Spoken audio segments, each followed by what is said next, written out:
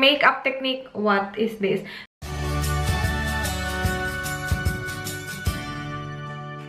Hi guys, Rhazel here. Welcome back to my channel. Today, na-try ko tong makeup technique na to na sabi nila it will make your makeup last all day daw. Nakita ko to sa mga suggested videos ko and sabi ko, that is so weird. Like you guys, isa-submerge mo yung mukha mo sa tubig. Diba parang kapag iisipin mo, hindi ba natatanggal yung makeup kapag ginawa mo yan? Pero yung technique na to is nagsimula sa Korea. It's called JAMSU, which means submerge or dive. So, literal na isa-submerge mo yung mukha mo sa tubig. I looked it up online and yung mga resulta is magaganda talaga. And I was like, gusto ko yan i-try. Tingnan natin kung effective talaga siya. Kasi sobrang magiging helpful siya, especially sa mga viewers ko sa Philippines na sobrang humid dyan. Kasi sabi talaga nila, nagsistay talaga yung makeup whole day. Tapos, it keeps your face matte daw. And as you guys can see, yes, my face is really, really matte. And you guys, it feels really smooth. So yeah, itatry ko siya. And I will be wearing this makeup hanggang sa end of the night as well. And show you guys kung ano talaga yung resulta niya. Sana mag-work. Kasi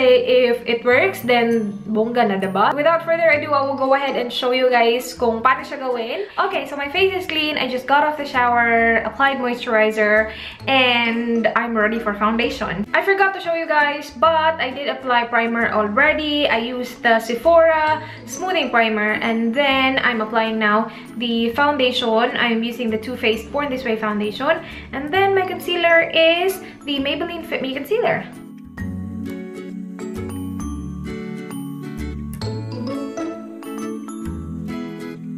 Now, natapos na yung base. We are ready to dive in sa tubig, guys.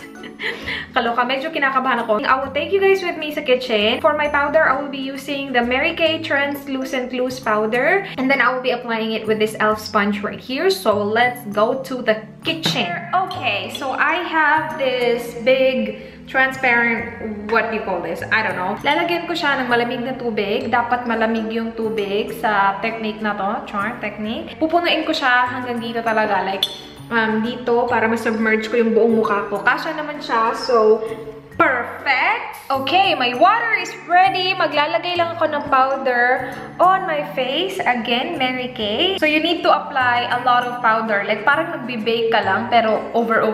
You can also use baby powder, like Johnson's baby powder. That's totally okay.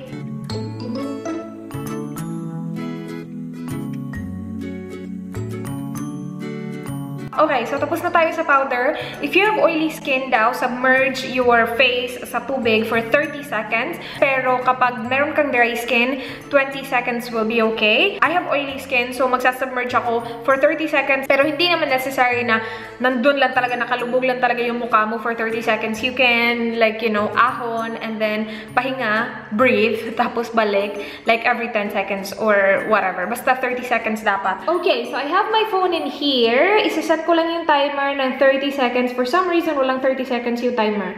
1 minute yung pinakamababa. Paano yan? I do not know what to do. Siguro stopwatch. Okay, I will just look at my phone from time to time para makita ko kung 30 seconds na siya. But 0 yung stopwatch. And you guys, let's go ahead and do this. I'm gonna go! Can you see me? Nakakaloka naman ito. Okay, woo! Are you guys ready? 1, 2, 3...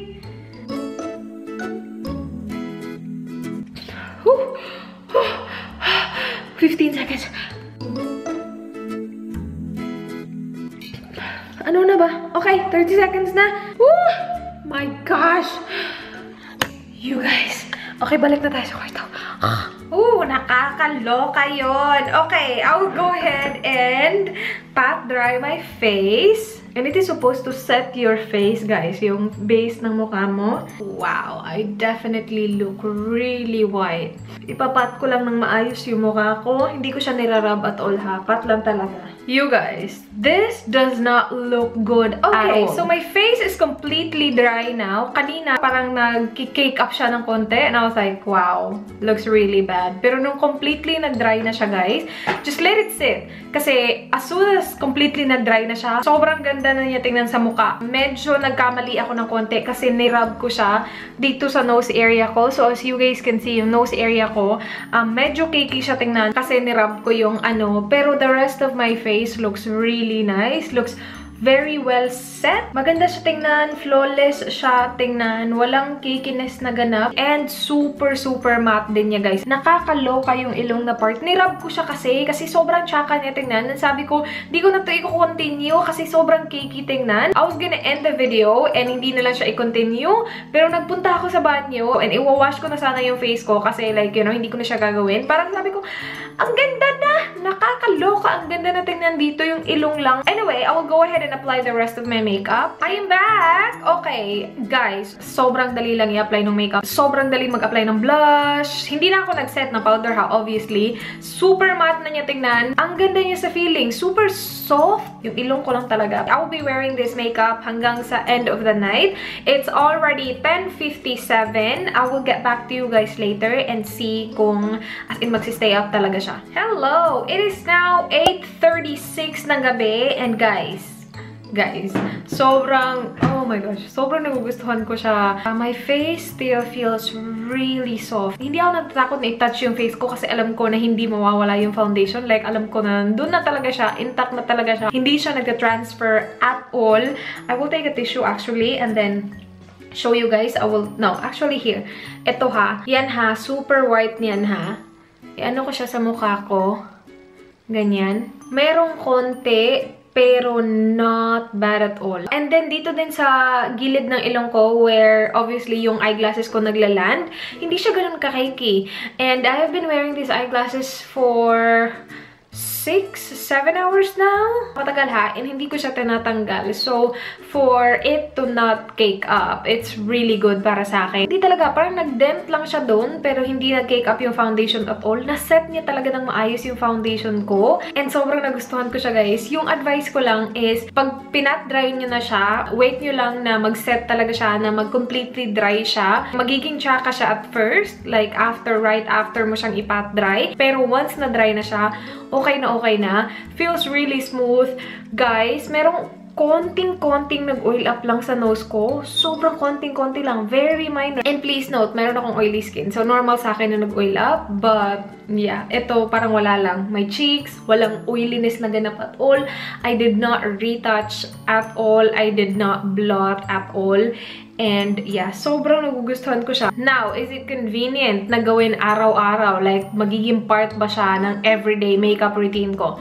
Definitely not. I don't see myself waiting for the water to get cold. Yung ginamit ko pala na tubig, hindi cold na galing sa fridge. Yung pinaka-cold setting lang ng faucet namin, yun yung ginamit ko and the result is totally okay. For special occasion, I will definitely try it again. Alam ko na like, you know, if my party, I don't think merong party, I don't really go. Pero you know, kapag may special occasion, I will definitely use this technique again. And itry nyo guys. And let me know kung nag-work sa inyo, kung na-try nyo na to, let me know kung nagustuhan nyo. And that is it for this video. Gustong-gusto ko siya. Okay na okay tong technique na to. Try nyo siya. That is it for this video. Thank you so much guys for watching. Please like this video if you enjoyed. Please subscribe if you haven't already. I hope to see you guys on my next one. Do not forget me. Goodbye.